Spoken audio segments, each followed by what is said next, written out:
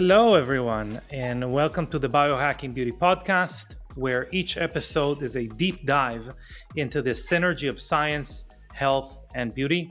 I'm your host, Amitay Eshel, co-founder and CEO of Young Goose, the company that is bringing you this podcast and the world's first biohacking skincare company, pioneering leveraging longevity techniques for skin rejuvenation and anti-aging.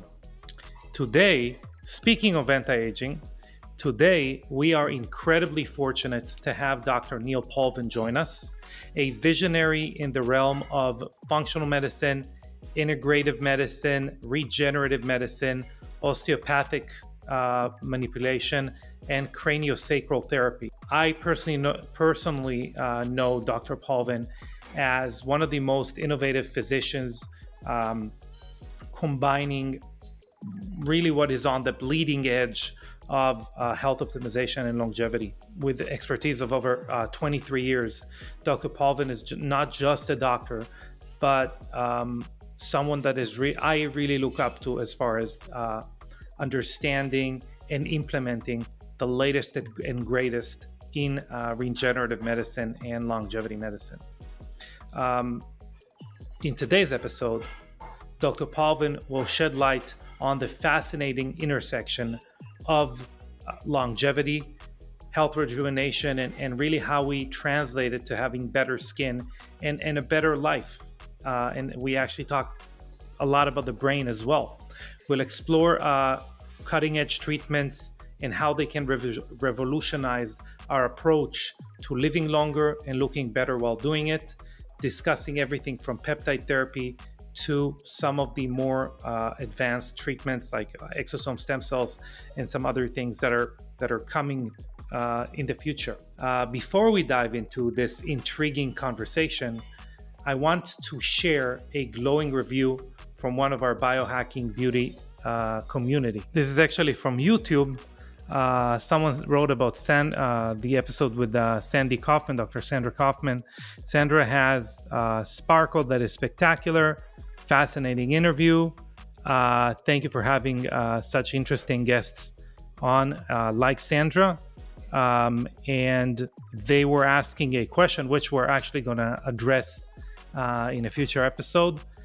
So thank you very much. Your support fuels our passion and commitment to bringing the most innovative and empowering content to our listeners.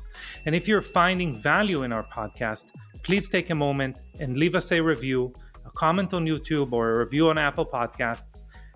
Your feedback not only inspires us, but helps others discover the transformative power of biohacking beauty. Now, without further ado, let's welcome Dr. Neil Paulvin to the show. All right, Neil, welcome back to the Biohacking Beauty podcast. Thanks for having me again. Glad to be back on. Yeah, I mean, anyone who's a long-time listener knows how much I appreciate you and your knowledge and understanding of the, I would say, of the health optimization space. And obviously, I follow everything that you're putting out there, including your podcast, which I had the honor of being a guest on. So it's a real opportunity, I think, for everyone who's new to learn a little bit from what you have to teach us. I appreciate it. Yeah, anytime. Yeah. So I have something I want to ask you. So for a while, I feel like my conversations with people who are newer in the field is a conversation about how you describe, health optimization, like some kind of a pillar understanding of what needs to be included in it. And I wonder, what is your interpretation of health optimization? Because we see people like, Brian Johnson, who's talking about, measuring everything, etc. We're seeing people like, on the other end, like very dogmatic, like, I don't know, Sinclair or Asprey. So everyone has their own kind of dogma around it. I wonder how you view it. Yeah, no, it's become, because everybody's kind of picked their own path, like you said. I mean, right now, I mean, what I try to initially focus on because it's just simpler. We work on what I call health span, or with improving the quality of your health while you're living in. If you're not living to 90, 95, 100, you Hmm. want to be able to enjoy life, play sports, enjoy your family, not just kind of be sitting on a couch or unfortunately like in a nursing home. So it's the Hmm. quality of your health as you get older. Yeah. Um, and then health optimization are the tools that we're using that have some reasonable data behind it to optimize your health.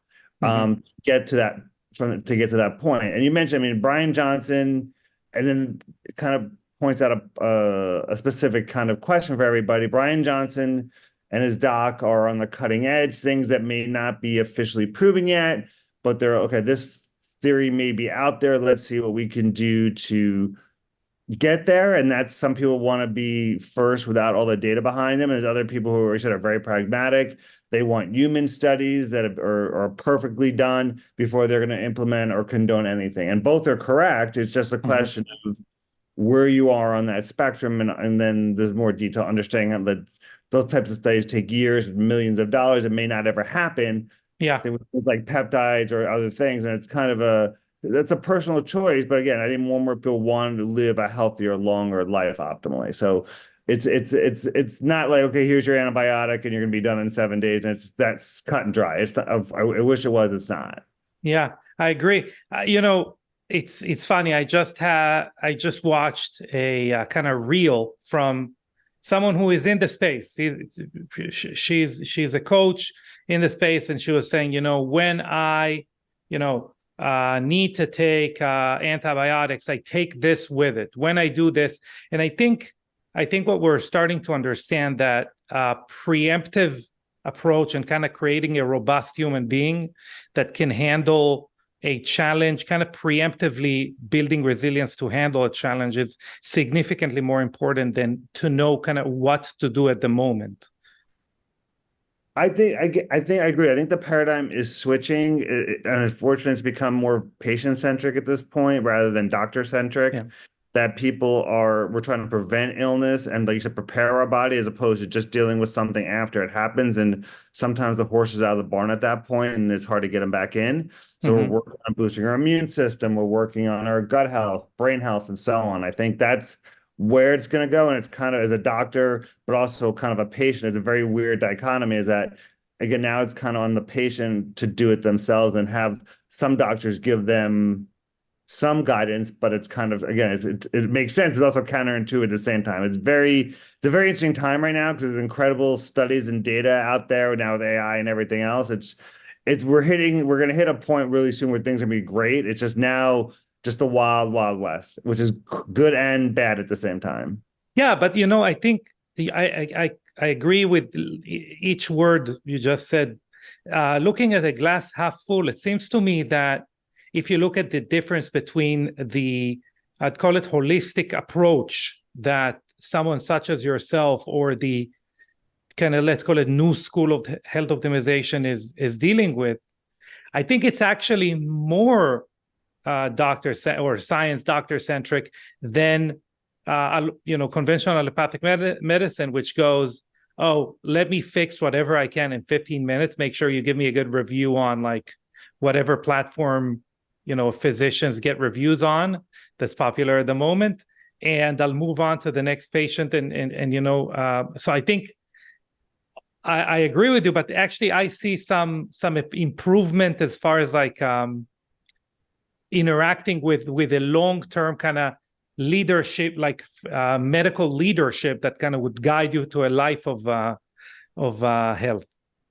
It's both. I mean, it's just trying to find that person because, I mean, I get people who've said, I've talked to 7 different people and they don't know, or you're going to get 7 different opinions. And you ask 7 doctors on how to dose rapamycin, even if they're in the space. And again, I know there's charts out there that float out there on social media, and they all have different answers. Yes. And technically, none of them are wrong and none of them are right. Again, a very interesting time. And yes, there are doctors like myself and other docs that are trying to lead the charge, for lack of a better cliche. But I think in a couple of years, things are going to become much more streamlined for a variety of reasons. Yeah, and I think, you mentioned rapamycin, which obviously is one of the not even latest, but the stars of longevity in the last, decade for sure, like probably 5 years. Um, but there are things that, you mentioned peptides. There are things that were a little bit more grim as far as, bona fide science kind of sitting behind, just because the wind doesn't actually, uh, you know, flow into that direction, no? What do you mean in terms of? In terms of, there is more regulation around peptides right now. We Oh see yeah. some roadblocks that are being set. Yeah. I mean, peptides. I mean, I've been speaking about peptides for years now, and I'm a huge proponent of them. Yeah, I think that's the first example where government and the FDA, at least in the United States, are trying to control it, but don't know how. Yeah. And that's the case with a lot of these things. I mean, we're seeing that with stem cells, exosomes. We're starting to see it with a lot of gene therapy now, where it's also leading to things like medical tourism, where people are like, "Oh, I can't Yeah. get to the U.S. I'm going to go to Switzerland. Or I'm going to go to Panama, or I can't do it in It's become a very. I mean, I've never had a year ago, I'd be the one recommending to patients. Now I literally have maybe a patient a week who's saying, okay, I'm either going to Panama or I'm going to Switzerland to do A, B, or C. Yeah. And it just, again, because there's going to be roadblocks for different things, like you can't do peptides in Europe. In Europe are much harder to get, but until recently, the US was a free for all. So it's kind of going to be very interesting how the government regulation plays to all these things worldwide. But yeah, Mhm. peptides, which used to have great potential, have been really shut down here in the US in a lot of ways, which is a shame. I Yeah. mean, I was hoping to be fixed sooner. I think it's going to be a longer time than I thought, but So, yeah, I agree. Within that framework, though, and you mentioned patients that are, going to, different countries. Following your social media, you kind of seeing people post, "Hey, I'm on my way to see Dr. Paulvin," or something like. It seems to me that you have an extremely diverse cohort, if you would, of patient, which is extremely interesting to me as someone that obviously we're focused on something very, very specific, right? So I wonder how do you view,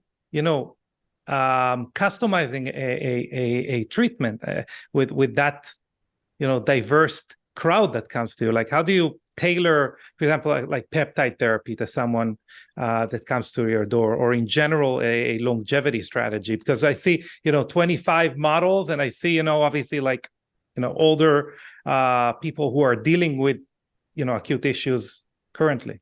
yeah, I mean, I mean, that's why I like what I do. I mean, it's not the same thing every day. And like I said, I tell you, everybody, if the doctor seeing it just gives everybody the same thing, then you're going to see the wrong doctor. Um, but yeah, no, there's always, like I was saying, everything I do, if I give a lecture or on social media, there's always a foundational thing where you got to find out where they are in terms of like sleep and exercise. And that's kind of same no matter who I'm dealing with. And then again, the simple answer, like for anything I'm talking about, it's really the same couple of questions beyond that. It's going to be, how aggressive do you want to be? Like I mentioned, there's Brian Johnson on one side of the spectrum. There's patients who want to do 15 things and they understand things may be experimental, and you Mm-hmm. work with that framework. Other people will say that I really just want to dip my toe in. Then you kind of know that, okay, I may stick with a BPC, which is a very known peptide, minimal side Yeah. effects. It's kind of like sales in a way. You have to read the person you're dealing with initially. And then you say, okay, they want very simple, they want more traditional things versus holistic. And then, okay, again, and then again, people are another big point is, are they going to inject themselves? I mean, there's people Yes. now for a variety of reasons, it's become pretty simple. Most patients have injected themselves, be it they're on Ozempic or Mounjaro. Unfortunately, for fertility reasons, there's almost everybody, male and female, now has injected themselves, so it's not as big of a bugaboo as it was a couple of years ago. But it's, like I said, it's reading the patient and then also kind of I always say I'm kind of like the subtitles on a TV show. It's like I have to explain to them again what's high end, what's no and low end. Also, I have patients who are coming in quoting Peter Attia to me and have like 5 studies in their hands.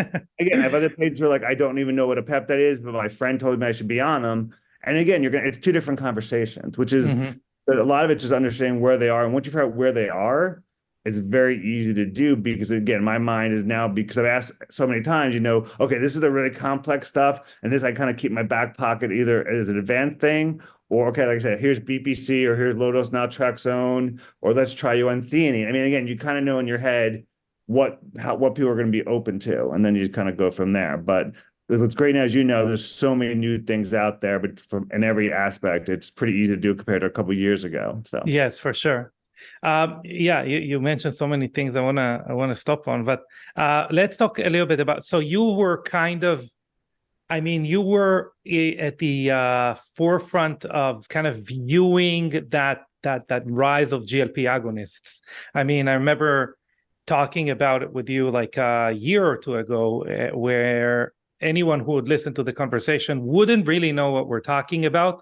And now, obviously, like really, Ozempic is a code word for depends who's listening, but maybe for weight loss or complications or whatever that is. Are you using them or prescribing them a lot in the practice? yeah, I am. I mean, not only now for weight loss and diabetes, we're doing it now as their studies are starting to come out again on the cutting edge component of it. We're using it now for addictive behaviors. I'm having patients for cravings or smoking or even alcohol where they work really well. And now we're starting to see good studies in terms of potentially at least brain health. We're presuming it may help with Alzheimer's and other neurocognitive issues. And again, we're using it for, I mean, I don't do it as much as some other docs are using it now for arthritis and inflammation because it's anti-inflammatory. It also, again, we can go deeper on oxidative stress and microbiome and so on and so forth, that it helps with other things. The main thing as you hear on the news is really balancing the benefits with the potential side effects. Yes, you may get side effects. I tell everybody we're trying to get patients on the lowest dose that gets you where you want to go, be it weight loss or brain health or cognitive or whatever we're trying to do. We don't, it's not something where more is not better with these medicines. I don't think so. I think we're going to go lower dose for a lot of reasons. Like I think cognitive, or I know people use it in anti-aging medicine, the doses are going to be much smaller than what we're using for weight loss. I don't think it's going to go higher. I think it's going to go lower, but they're the future. People are going to have to accept it at this point. There's too much good data coming out and very little, knock on wood, bad data. It's just now kind of, again, harnessing, I keep you with the horse analogy, you're just kind of making sure the horse doesn't get away from you. But it's here to stay. They work really well. And I tell, it's kind of another part of a lot of my lectures is diabetes meds are just the core of a lot of things: anti-aging, weight loss, inflammation, gut. I mean, there's too many now that we've seen it with that they're here to stay. It's funny. It's like half of the anti-aging peptides actually started at weight loss, and they just didn't work that well. They worked well for something else, so they stuck around basically. Exactly. So, talking about some of the side effects, obviously, people who are interested in their appearance and are taking them, obviously, to have a lower circumference, like waist circumference or anything like that. We are starting to hear about people worried about like Ozempic face, Ozempic butt, things like that. Are you worried about it at all when you prescribe it? Is it something you can kind of prescribe like higher protein or exercise to mitigate? How do you view it? No, I think more the cosmetic effects I'm not as concerned as I used to be. I mean, I just some plastic surgery. I talked to my wife's a plastic surgeon. I kind of said, does this make sense? She's like, it has to be really extreme for it to really happen that way. But I do, for all my patients, I take precautions. I have them, if feasible, get a DEXA scan, not for bone, but for muscle composition, make sure the muscle mass is not too low. You mentioned high protein. I make sure they're doing resistance training. And that's kind of how I make sure it's working for them. And I detail I have it down to a science, a 1-minute spiel. Okay, these are the side effects. Most patients understand and are willing to take the risk. I mean, there's more risk potentially taking an Advil or steroid, not anabolic, but like or something. There is taking these meds, but again, the media or people hyper focus on some things and other things, don't worry about it. Like it doesn't kind of make sense, but you have to you definitely want to make sure people are aware of it. A, the side effects, and B, as preventive as you can be. And what do you think would be? It would be hard to say what is the next popular thing to come out of peptides or longevity like the GLP-1, because technically, a lot of the times when I'm trying to explain the growth of the biohacking space, of the health optimization space, I explained that GLP-1 agonists started as, so Mounjaro, Ozempic, whatever, started as a peptide within the family of peptides, and it was a player there, and it just took off and became its own industry. So what do you see taking off? What kind of innovation do you think is going to take off next? Do you see anything similar?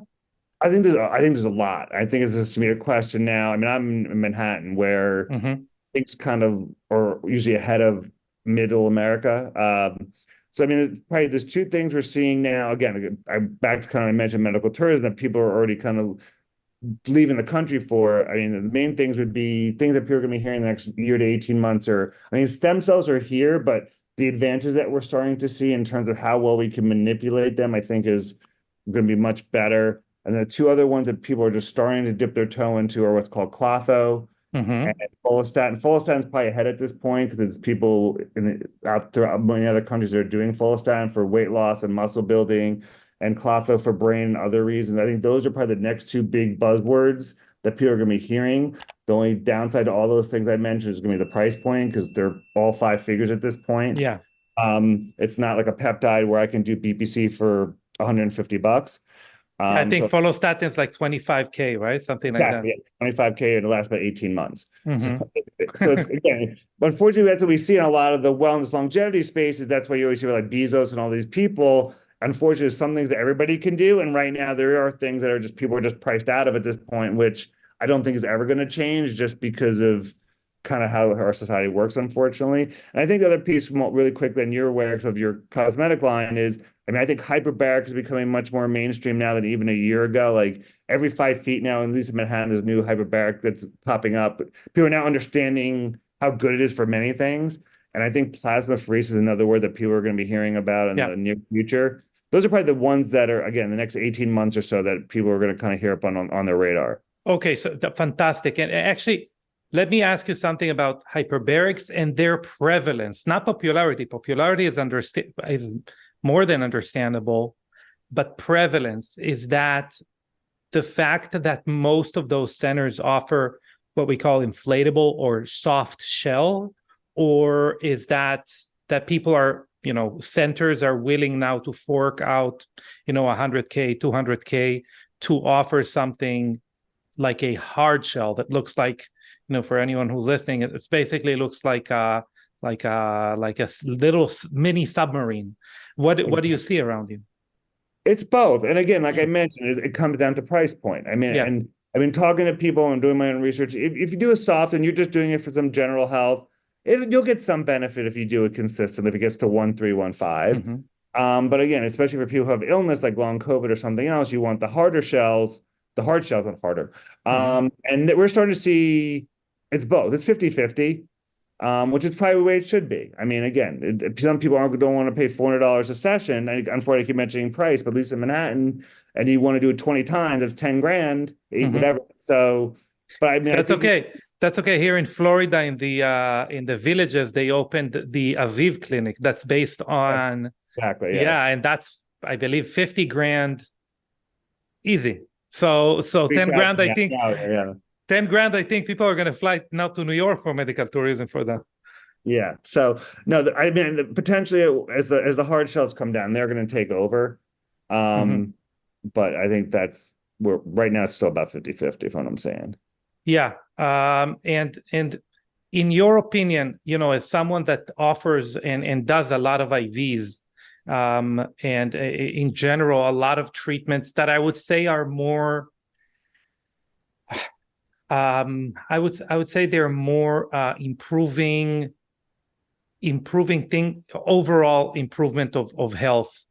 Do you think that hyperbarics are something that we're going to see become a kind of an adjunct to just living a healthier lifestyle? Someone going like once a week for a lifetime to do a hyperbaric session. How do you view this entire field kind of growing and becoming popular? No, I think definitely hyperbaric. Like I said, it's a price. Again, Yeah, for sure. I think people are going to do it. I think a lot of people are going to start having some in their homes if that's feasible for them, because it's something that like you said, doing it once or twice a week has huge kind of potential. I mean, same thing with like a sauna. A lot of people now have saunas in their home, in their backyard. Yeah. I think it's definitely the next step. I think and I think definitely it's part of if you come in for a quote unquote wellness treatment, yes, you're going to probably get an IV or an injection. You're going to go on peptides or rapamycin, and then you're going to do your hyperbaric or plasmapheresis. I mean, again, if you're trying to decrease inflammation, again, it checks off so many boxes. Skin. I mean, that's where it started here becoming big, is that a lot of the plastic surgeons and derms started realizing its skin healing potential. And Yeah. like every every facelift, they're going to get hyperbaric done, which Yes. you know that better than anybody. Yeah, I think it's going to become part of the routine. I So think we'll play some stuff. yeah, so walk us through plasmapheresis, because I think, especially outside of New York, I think it hasn't like arrived anywhere yet. I think there's one place in Fort Lauderdale here in Florida that offers it, and it's quite new. So walk us a little bit through what it is and I mean, I'm starting to dip my toe. I mean, probably the least expertise I have of anything I mentioned, but yeah, but it's kind of like the way to explain it to patients, it's kind of an oil change for your blood. It started out more from, unfortunately, medical illnesses Mhm. for autoimmune and kidney issues to kind of filter the blood. And then I'm not sure when the paradigm switched a little bit, where we now found that, I mean, first of all, it's become really good for getting cholesterol down for people who have access to it. And now we're using it for autoimmune issues, for like multiple sclerosis and lupus and things like that. And then it kind of became, again, it kind of flipped a little. It's not like, okay, we're trying now to treat somebody with MS. Now we're trying to, in theory, prevent. You may have antibody or autoimmune issues. Let's put them in before they get it. So things have kind of flipped. Now Mhm. people check their biological age. We now know some people get like 10 to 15-year age drops when they do it. Again, their cholesterol goes down. So what it does is pretty much you get two large IVs. So if you're needle phobic, this is not something for you, because there's a lot of blood. I think it's about a quarter to a third of your blood volume that gets pumped through the machine, depending which machines you're using. And then through some type of different, every system works a little bit different, some type of filtration, and some of UV light. Again, they're all a little bit different. They Mhm. will clean the blood, cleanse the blood, take a lot of the toxins, where this is also kind of now as things like microplastics have kind of entered the conversation, other BPA have become into the conversation now. Okay, maybe we may filter those things out as well. And then again, it takes about an hour, hour and a half. And again, it takes that plasma out, filters it, gets a lot of toxins and antibodies out and so on, and then put the blood back in. So again, like an oil change for your blood. We're still trying to figure out what the high ceiling is. Is it going to be able to help almost everybody with MS, or like again, now starting to be used for patients with like long COVID and things like that? We don't know what the ceiling is. We know it's a pretty good floor, meaning that most everybody who does it can get some benefit from it, and they feel it, which is Yeah. always when you're doing any type of these procedures. The patients the next day say, "Oh, my energy's better, my cognition's better," or they do a blood test and their cholesterol dropped 50 points. So it's tangible, which is again when you're doing these types of things, you're paying for tangible is always better. Yeah, Um, it's funny. You remind me. I'm not gonna name the doctor, but like a super famous stem cell doctor that does stem cell, like whole body stem cells, etc. And he was doing plasmapheresis, and I was very surprised. I think it was like 3-4 years ago when I talked to him, and I was asking him, so why are you insisting on doing it every time you're doing the stem cell whole body stem cell treatment? He said, well, stem cells take a long time to feel, and I want them to feel something immediately. So I'm doing it. Aside from the other benefits, I want to make sure that they're feeling something right away. Yeah, I have a feeling I know who it is, but yeah, no, it's true. That's one of the biggest questions I get for anything we talk about is like, am I going to feel it? And then, again, you have to either explain to them yes or no, because otherwise you get really upset. Yeah. Sometimes it's kind of again things I never thought about initially. Like again, I'll just really quick. I hope people may know what a whole body MRI at this point. I now have to kind of explain to patients, yes, you may get something that's a negative response. I assume that people understood that, and people don't. It's things that you have to kind of explain to people about all these anti-aging technologies. Not what I ever thought I would have to tell people. It kind of takes Yes. life of its own, and social media, unfortunately, will hype some of these things up or negate it. So that's a whole nother conversation. Yeah, I think social media, the same way our mind is looking for to feel something, social media is trying to make you feel something as well, or else it doesn't have real value. So Exactly. you're getting those enhanced. It's talking about feeling something. How if you had to put a number to it, how many people walk through your door and one of their goals are looking better at the end of the day? I also want to look younger, better. I think better is extremely problematic to say, but younger or something about their appearance.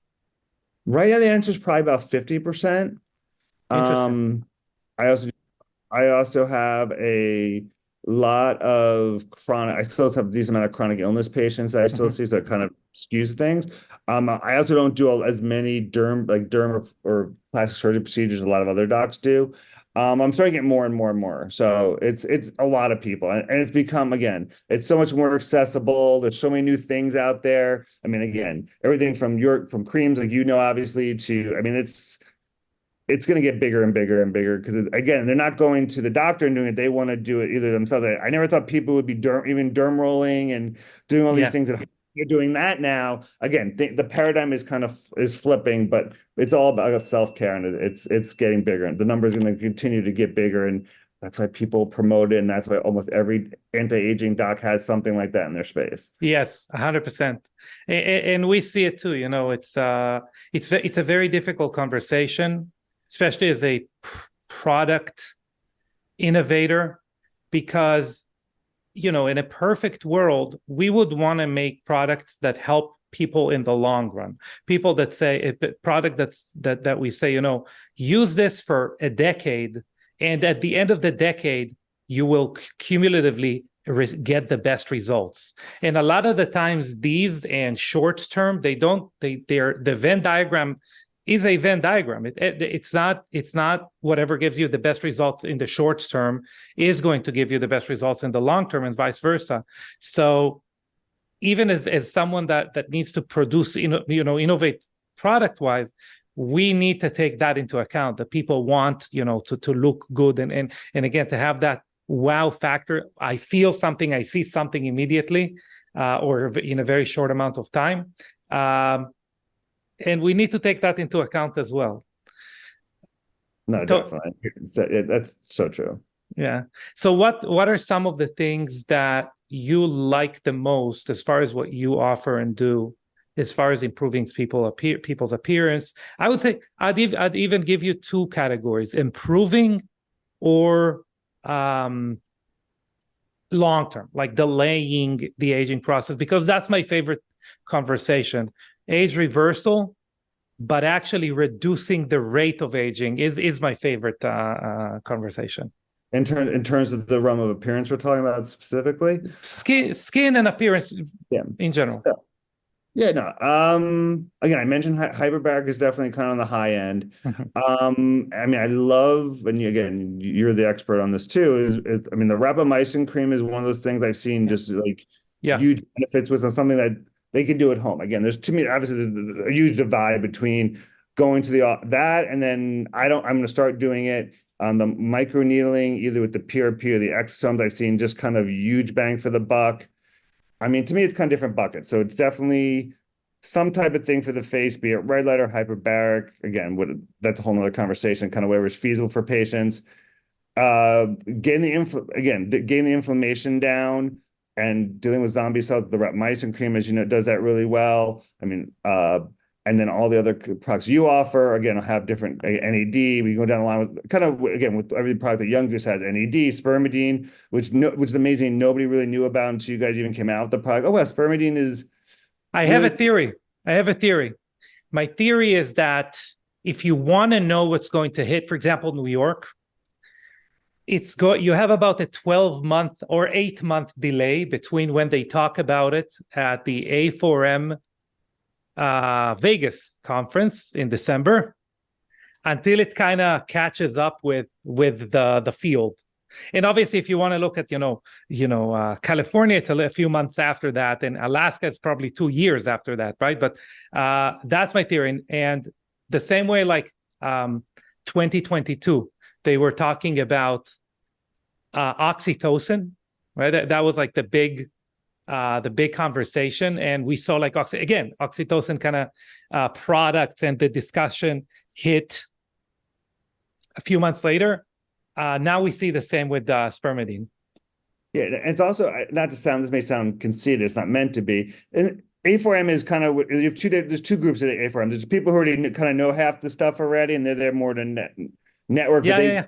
smaller thing, and other people, like you said, who kind of there to learn what is new, and they kind of just will walk with it and not use it as much. Again, it may sound mean, it's not meant to be. It's just, again, I know that people I talk to, again, we know this, but how it's kind of look at the minutia. We know what really works and what doesn't. It's to kind of fine tune things, but it's true. It's these things are just, it's not where it's, you can just go on the FDA website or something and just say, okay, this is the thing. This is pushing, all these things are kind of pushing the envelope, which is what you do, which is great. But again, it's harder.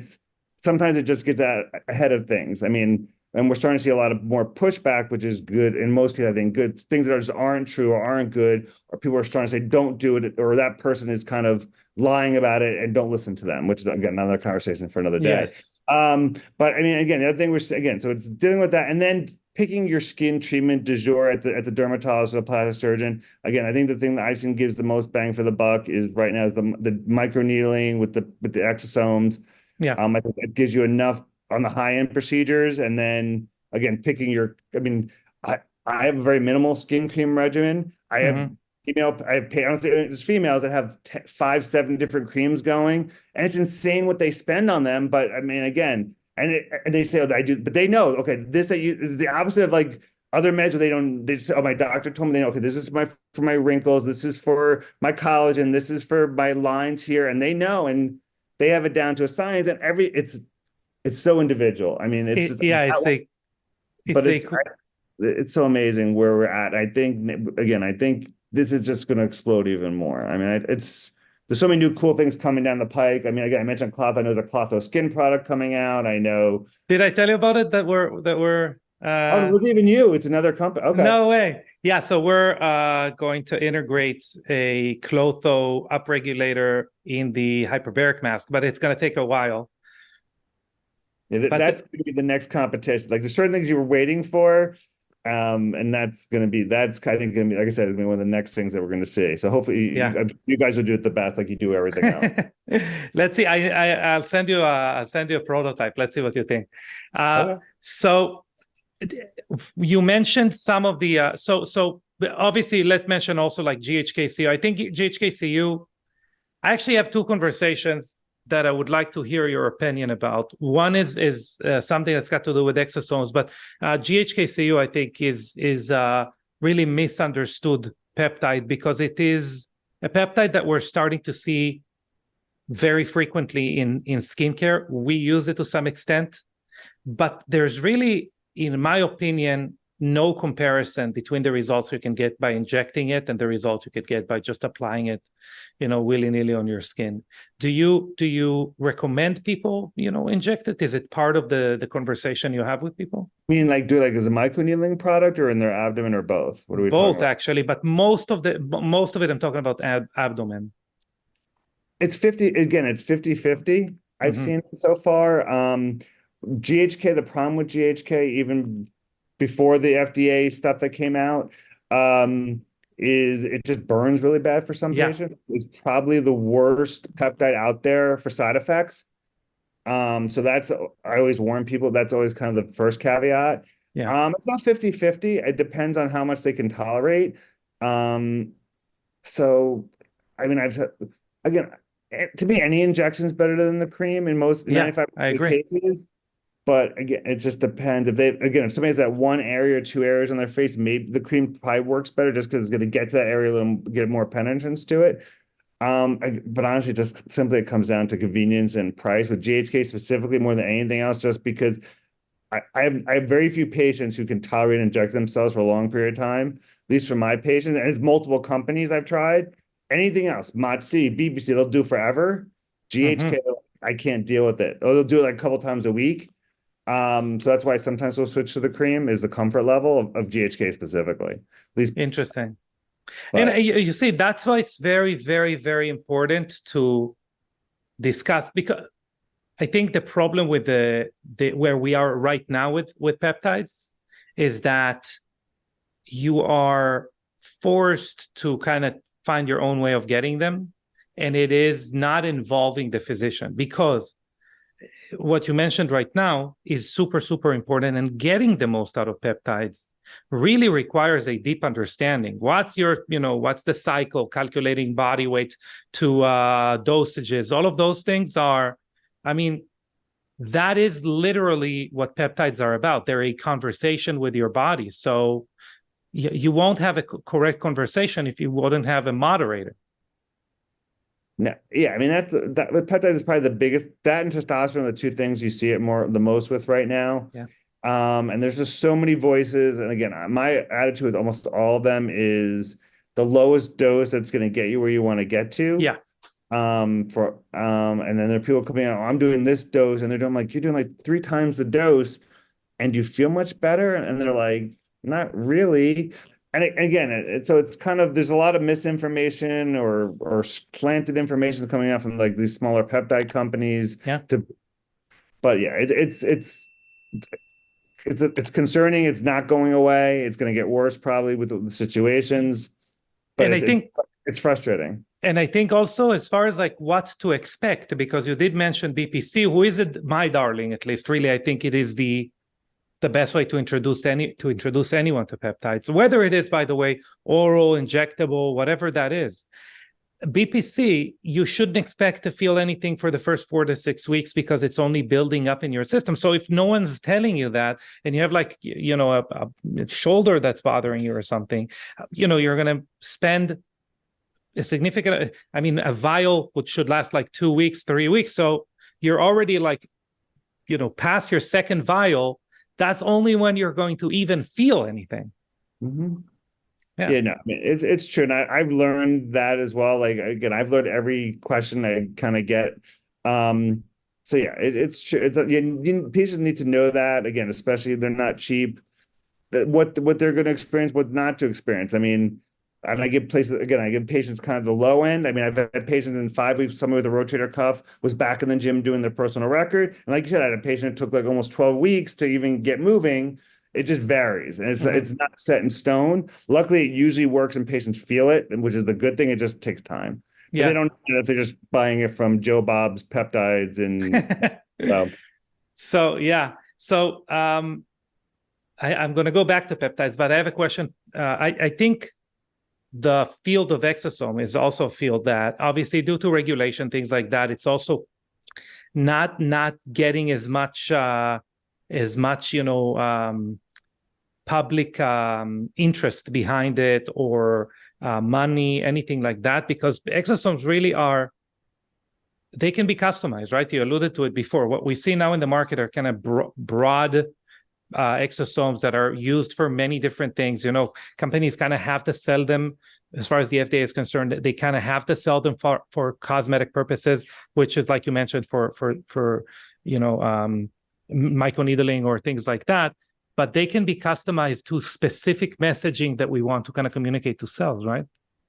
They can, and we're seeing that also with peptides as well, is that we're starting, that's, again, maybe one of the things that's maybe 3-5 years down the line where it's really going to be kind of ready to go, where we're going to be able to take your blood or do some type of specimen and say, okay, these are your peptides, these are your exosomes, this is what you need for your DNA and what your goals are. And then that's where we're going to be. AI is probably going to be thrown in there in some way, shape, or form, but we're not there yet. And then again, it's between the technology is not ready for prime time yet. And also, and I've called a couple companies already, it's kind of like, who wants to be the guinea pig to try these out? Talk to a patient about certain ones, or like, has anybody used these yet? He's like, one doctor has used it on 3 patients. Yeah. I'm just like, okay. Mm-hmm. Do you want to be the doctor who, it's a very kind of fork in the road type situation. Do you want to be that doctor who's going to push it and things work out well? Because if they don't, that's another disaster coming your way. But I think eventually it'll be good enough with the studies where it'll be the future. Yeah, in a couple of years. Yeah, I mean, I've actually I had a meeting during A4M with like probably the number one company for exosomes right now in America. And we were talking about, developing a unique product within that space topically. And the difference between them kind of supplying us with exosomes and just us throwing it into some cream and just, slapping a label on it, or developing something that not only would be stable, but would be, I would say, uniquely customized in order to relay the information that we wanted to relay, is literally another, like, times 20. So yeah, I wish this field, I wish to see what will happen with this field within 5 years. Yeah. Things are exponentially growing. I mean, yeah, everybody's jumping in.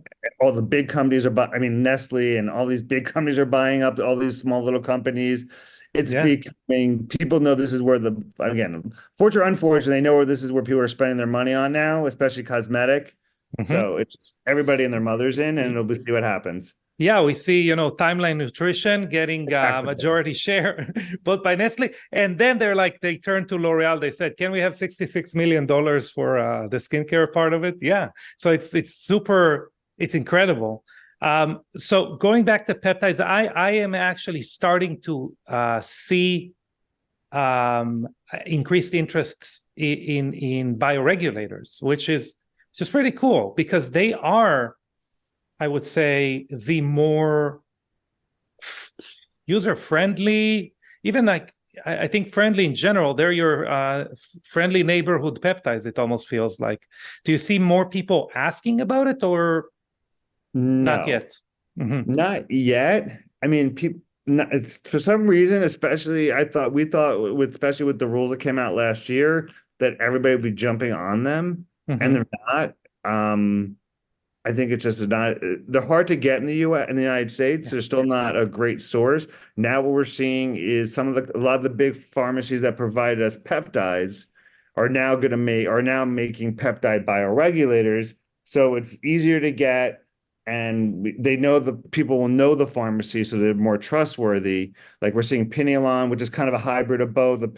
Different forms of Apidolon come out. So there's Thymogen. Again, there's kind of hybrids coming out in terms of the bioregulators that kind of work on both ends. So I think like I said, they're much more user friendly. If you do, especially if you do them as a pill, because they work. Then you don't take them you can take them maybe once a week, or you may only have to take them for like 10 days at a time. They're cheaper, and they're much more specific. And it's also one of those things that people will either feel it, or their lab tests will improve right away. Like if you're doing the liver ones, I've seen liver tests improve right away. Joint pain, it's a nice add-on. I'm not gonna, there's so many different names out there. The brain ones now are starting to become Cortexin, and there's another one blank off the top of my head. Are all helpful. So they're definitely just for some reason, again, it'll take a huge push. I mean, I know I put some stuff out there and I've given to some patients. I don't know why they're not taking off more than they are. I just think it's gonna take some more time. Some more time and some more, I think, really companies that have some vetted interest in kind of, spreading it around. I just had actually a Apidolon IV, and that was pretty interesting. I really liked the effects. Yeah, I don't personally do it. I've heard people say either they love it or they hate them. I mean, I just tend to have them do the 10-day. I mean, I've done them occasionally for people who really want them. I don't, again, it just really comes down to, again, kind of, are they feeling anything more? Are they getting anything more? I mean, I don't know what the goal is of doing it IV personally. I can extrapolate in my head what it would be, but that's one I just don't do. I do some peptide IVs. That's not one of them I do, but I can see doing it. Again, it comes down to, yes, it's immune boosting telomeres. Again, I personally don't do as much of that as other people. I know there are a couple of people who do them. Yeah. So what are some of that's interesting. So what are the peptides that you feel are positive to get through an IV drip? I mean, the ones I do again are BPC, TB4, TB500, the immune ones, thymulin or thymosin alpha-1. I do cerebrolysin, which is to me the gold standard for the brain peptide. I did it as well together with the Apidolon. Oh, there you go. That's the way to do it. So that makes sense to me. Yeah, and that's a whole nother conversation people out there. But it's I do MOTS-c occasionally, which is a mitochondrial peptide. I may start doing Humana, which is another mitochondrial peptide IV. Those are the ones I do IV. I'm trying to think. I mean, that's the ones that I do IV. That's about again, that's most of the big ones that are out there. I don't do the growth hormone peptides IV for various reasons. Hmm. But I mean, those are the main ones that are out there, the ones that people really know anyway, or most of them Yeah. could be IV. And what are some of the IVs like outside of the peptides that you hold near and dear? Everyone that I talk to that does IVs, I don't talk to that many people, but the real professionals, they have like IVs that they hold near and dear to their heart. So what are some of yours? Yeah, I have a couple. I mean, I love methylene blue. I've seen so much benefit with that. Again, to combine that either with cerebrolysine or the cranial red light. Hmm. It's great. Beyond that, I love the pain IVs, which is Uh-huh. usually BBC. Again, they're usually mixed with BBC, Procaine, and some other things for inflammation, which are great. I have a brain booster IV, which is things that we know help the brain. Those are my biggies, and I love phosphatidylcholine IVs, which Hmm. are good, again, good for brain. Also, I have some chronic illness patients that they work for. It's very cumbersome and Hmm. daily. In fact, you have to do multiple times a week. Can people actually come in and do them? That's the thing with IVs in general is just logistics. Yeah. I mean, those are the main things that we do. We do some cell regenerative IVs, which are a combination of different types of products that are out there. But again, they vary and they're very costly. Hmm. But yeah, I mean, that's kind of my standard IVs. I'm trying to think if I'm missing anything. Yeah, those are the ones that I do, that I think are game changers and have data behind them. Hmm. Interesting. Yeah, that makes a lot of sense to me because we definitely are straying away from the let's say these kind of a multivitamin type IVs that people go in and do, and we really are talking mainly about hydration at the end of the day. Although there are some good evidence for like high dose vitamin C's, but again, you need to do them multiple times. You need to kind of Yeah. keep at it. Yeah, and that's not just it comes down to honestly a business setup where if you Yeah. have somebody, I'm not set up that way to do things where patients come in 3 or 4 times a week. Hmm. IVs, I'm doing, and I'm in the office, I'm in multiple offices. So for me, it doesn't work. It definitely has good potential. You want to work with a doctor who does them a lot. And some new IV, something that we're starting to see the birth of, but I'm starting to delve in are the herbal IVs, things Hmm. like melatonin, which is either people love or they hate. I mean, in the anti-aging community at this point, Yeah. quercetin is a senolytic IV, and what's the other one? Curcumin. And curcumin, yeah, Yeah. which is a really delicate one depending on the patient. So that's starting to push its way in a little bit. It's a more delicate hand it's not something, again, you won't just push somebody the highest dose possible and we'll just turn it back. You got to let them understand what they're getting into. That's going to be something. I used to love Tramiel IVs. You can do them in Europe. You really can't get the product here in the US anymore, which is Yeah. or homeopathic pain medicine. That was my favorite all the time, but you can't really get it anymore. But yeah, there's stuff coming down the pike as there is for everything else. Yeah, for sure. What are again like looking at the way you're setting up for the next 3 years? What are you interested mainly about longevity strategies, such as where is rapamycin going, different senolytics, autophagy inducers, which I know you're very much into? Are you looking at these big robust things? How do you view growing as a provider, as a doctor? I mean, it's 3 buckets. I mean, I'm Hmm. definitely into whatever the newest. I think that by this time in 2 or 3 years, a lot of the studies will hopefully be out in terms Yeah. of, is metformin good or not good? Hmm. Where do we dose and how do we dose rapamycin? I think rapamycin has more potential. Hmm. Again, something like astaxanthin, which has kind of popped its head out. Ooh, it has may have some benefits to it. And then also, again, where AI comes in is AI is finding things like gemfibrozol, which is the antifungal that may be, now there's a more publicity back to things like Viagra, which may have some anti-aging Yeah. benefits. So I think it's really going to be bouncing those out and getting some hard data behind them, not just kind of guessing.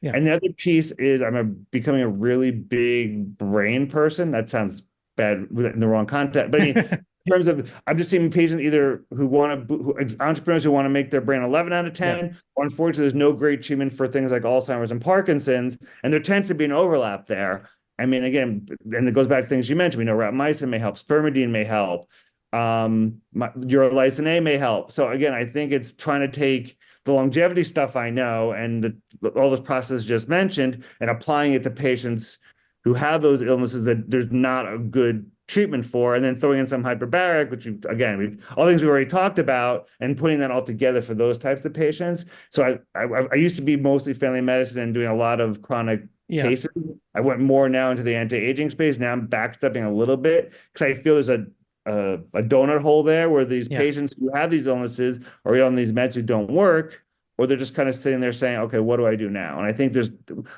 enough things out there that can help, may not cure it. I hate that people are saying we can cure Alzheimer's. Nobody can cure is a big word, but I Yeah. think we can definitely help those types of patients. I think we're where we are now, where these things are readily available enough for patients to help them. So I think that's kind of what I'm looking for. Are you, when you come to someone who's more of a clean slate because they don't have Alzheimer's, for example, they don't have any neurodegenerative disorder or any other disorder for that matter, are you interested in kind of saying, okay, let's have you do like a genetics test or anything like that that can kind of tell me, your kind of long-term provider, what I'm looking at, what I need to be careful Yeah. with? And again, and bring up A4M again, but I mean,